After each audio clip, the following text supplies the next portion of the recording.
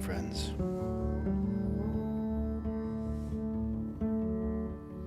It's really a beautiful morning here in Southern Oregon.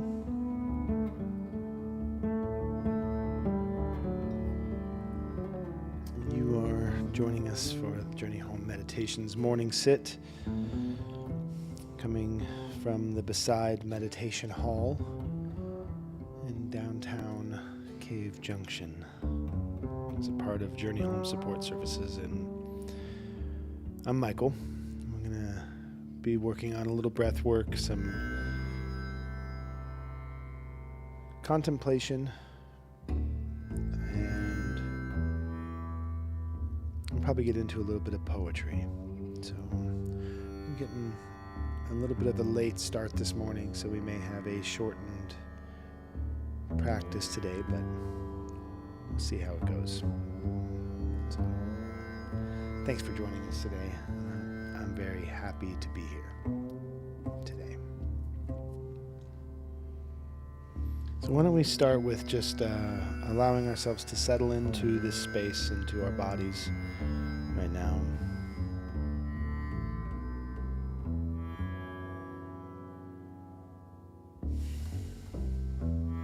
Just take a few moments to catch your breath.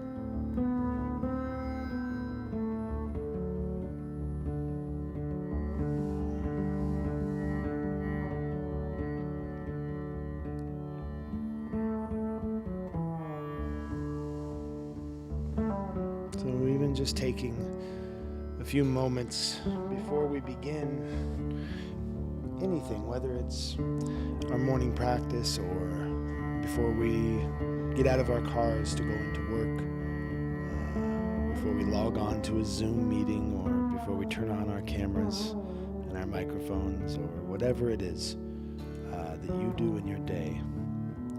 Even before you're gonna have a conversation with family, loved one, friends, especially if that conversation might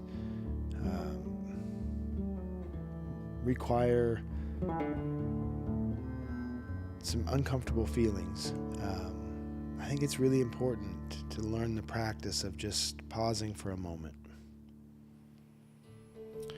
One of the people that I found to be such a wonderful teacher when they were alive was Thich Nhat Hanh. And one of Thich Nhat Hanh's amazing gifts was this presence that they had. They were sitting with someone.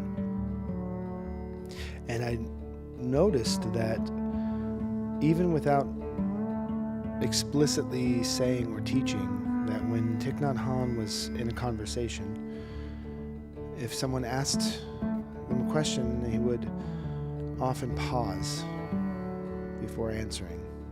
Even if it was a question he'd been asked multiple times, he would still pause. And I don't think this was meant to be a trick. I really believe, especially when I practice it myself, I can see that there is a remembrance that occurs, a remembering that this is a new moment. This is a present moment with the person.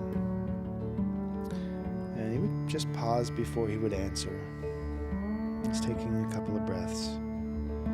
And I noticed that as the conversation continued, this invited, without explicitly asking, the other person to slow down as well.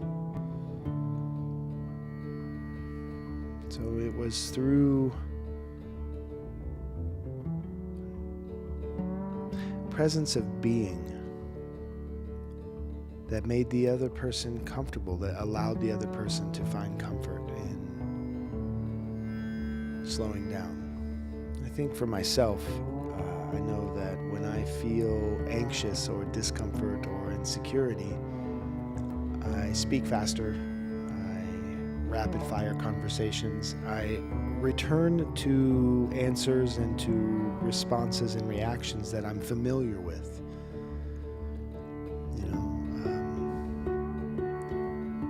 But when I'm at home, I don't do that so much. When I'm at home, I don't jump to the answers that sort of showcase my knowledge or my identity. I'm able to feel a little more comfortable and softer, and I can contemplate a bit longer. And so making that a part of my practice is sort of a way of returning home. It's a way of returning home each day.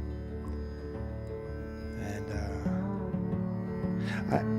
I think that the more I have this practice of sitting and finding stillness and finding silence inside of myself, the more I have this practice of recognizing the unity of all of my different expressions of being, my physical body, my emotional body, my thought body, my spiritual body, all of these different ways in which I am an entire being, seemingly on its own, how they are all connected.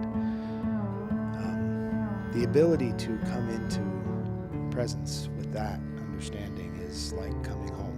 It's a little homecoming.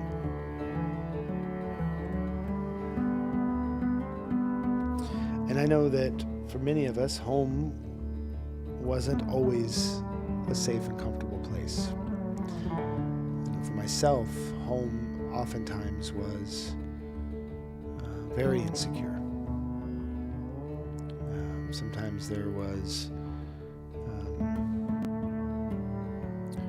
disarray in my home, whether it was physical disarray, the house, when I would stay at in one of my homes. They come from, like many of us, a divorced family, and when I would stay at my father's house, for instance, sometimes the house was in quite a bit of disarray, and so there was already a feeling of anxiety there. Never felt comfortable, and it was always made clear that that wasn't my home. And at my mother's house, she worked. She was a single mom, so she worked a lot. So home was often, when I was younger, it was just me. And so until I was able to feel comfortable with that, it felt quite insecure sometimes. So the notion, when I started learning the notion of coming home, returning to our safety, I didn't quite know what that meant. And I moved a lot as a kid, so home was already insecure as well. But learning, really embodying that my home is this place where I am rested, where I can be safe inside of who I am. Learning that I can find safety in my own body was a big deal. It was something that seemed impossible or seemed like it was one of those empty promises made by a self-help guru of some sort, lose 30 pounds in a week, own your own home with 2.5 kids, blah, blah, blah. One of those big dream promises, pipe dreams. But the practice has brought me into a place, and when I say the practice, I know it sounds very like there's a strict, solid method, but for me the practice is simply learning how to bring my attention and awareness to my breath, into my body, and to recognize what emotions I'm carrying, what physical sensations I'm avoiding, and how that's affecting my thoughts. And then I bring all of those together through the breath. I find a place of comfortable unity between all of those elements of who I am, my physical body, my emotional body, and my thought body. And making this a practice of breath, this is a spiritual practice. So that's what I mean when I say the practice. It's very simple, but it's not always easy. Until I started finding that space of home. And now it's not only easy for me, but it's something that I want to return to as often as I can. And I can take that with me wherever I am. I can take that with me in very tense interactions, or when I'm in insecure places. I can always return to my awareness of my breath, even just for a few moments throughout my day, reminding me where I am. I'm present in this moment right now. So home isn't that place that I go back to like a nostalgia. Home is this internal place that I carry with me in that sense. So let's take those few breaths together this morning. I'm going to invite the bell, and we can have a few intentional breaths.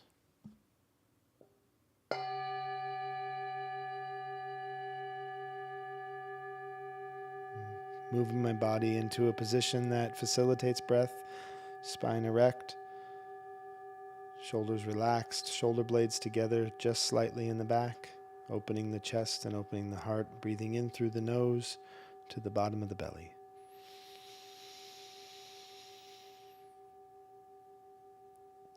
And release.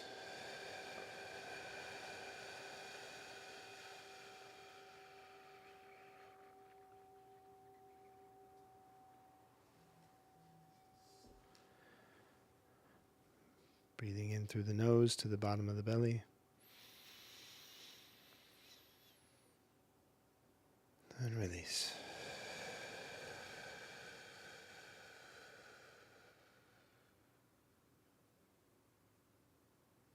Breathing in.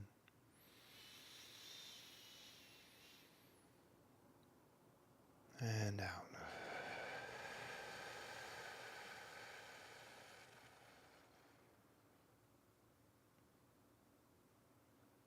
Find your rhythm. Continue with the awareness of your in-breath, how it feels in your body, your out-breath, and what the sensations are that want to arise.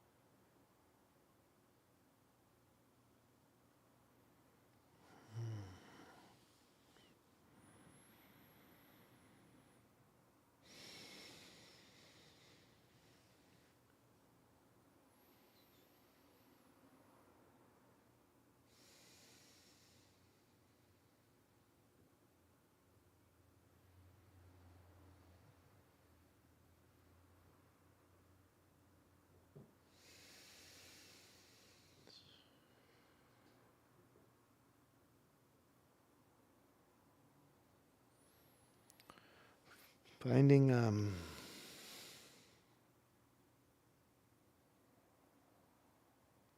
that place of being okay. You know, recognizing that okay doesn't mean necessarily that you're not going to feel uncomfortable things. Sometimes you're going to feel uncomfortable things, but it's learning how to be okay with that. Like, I'm okay with feeling a little trepidation, you know, because I can recognize that my trepidation, you know, my hesitancy necessarily to jump right in, that might be a protective measure. Maybe that's something saying just slow down a little bit. Or maybe I'm feeling a little sadness or a little rejection. Whatever it is that I'm feeling, that sensation, those emotions, I'm feeling them as a way to tend to those parts of me. You know, when we are children, we are mostly unable to provide everything we need for ourselves. Um, so we depend upon others. And that that could be a lesson of lifelong interdependence where we recognize, like, I depend on you, you depend on me. We cannot provide everything for ourselves, nor should we feel that we need to. Sometimes we need to feel like I require the presence of other beings, other people, to meet needs. But it's hard if you're a person who, as a child, didn't have somebody who was equipped to meet those needs emotionally. If you didn't have the ability to be comforted or soothed, or if you didn't learn that it's okay to be sad or it's okay to be upset, that those feelings of sadness and upset are not harmful to other people, and you don't have to allow those feelings of upset and sadness to dictate and control the way that you communicate, interact, or belong in any situation. You can still belong.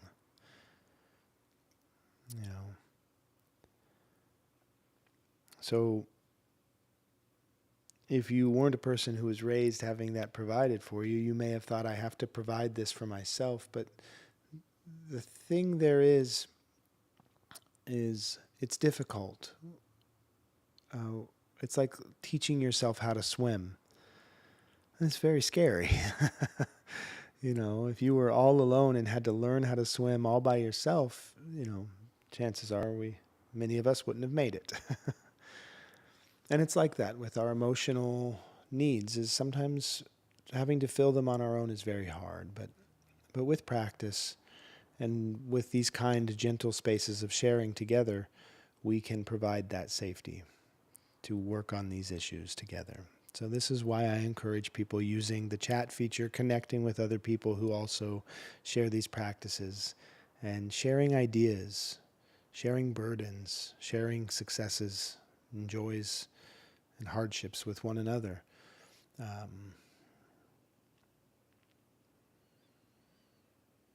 Because then you can learn those emotional tools of sitting with what you are feeling and saying, I'm okay.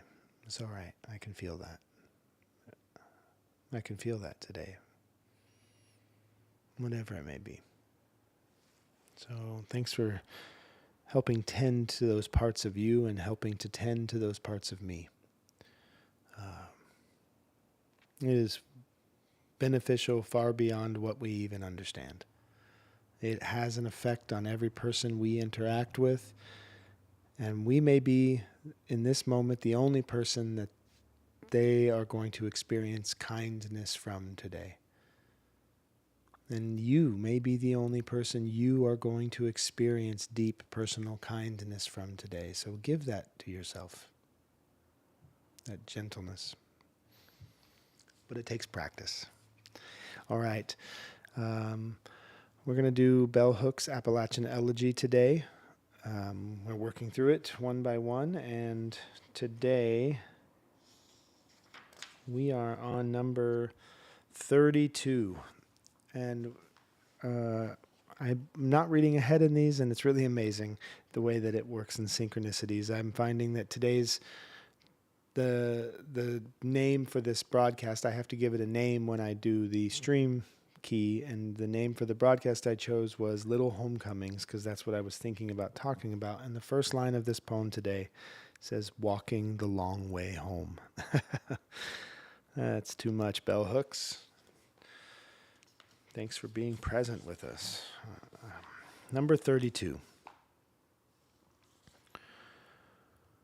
Walking the long way home, walking ever so slow, talking to be holy in this world of wonder, standing still, waiting, standing in the center of a long and winding dirt road, leading uphill to a small house surrounded by lilacs, black-eyed Susans, roses, and honeysuckle vines, a bench at the bottom that bodies may rest before they climb.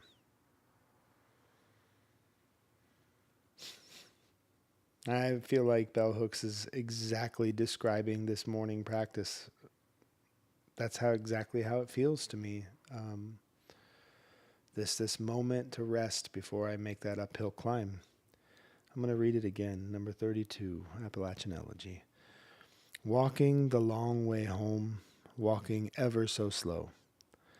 Talking to be holy in this world of wonder, standing still, waiting, standing in the center of a long and winding dirt road leading uphill to a small house surrounded by lilacs, black-eyed Susans, roses, and honeysuckle vines.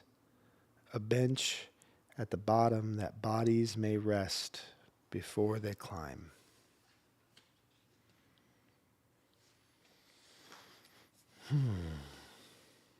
I cannot recommend getting this book highly enough.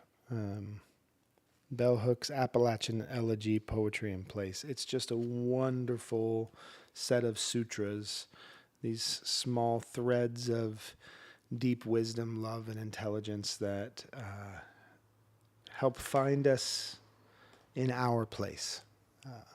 So thank you, Bell Hooks. Thank you, thank you, thank you.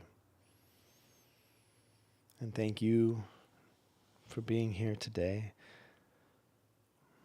If you are finding this to be helpful, let me know.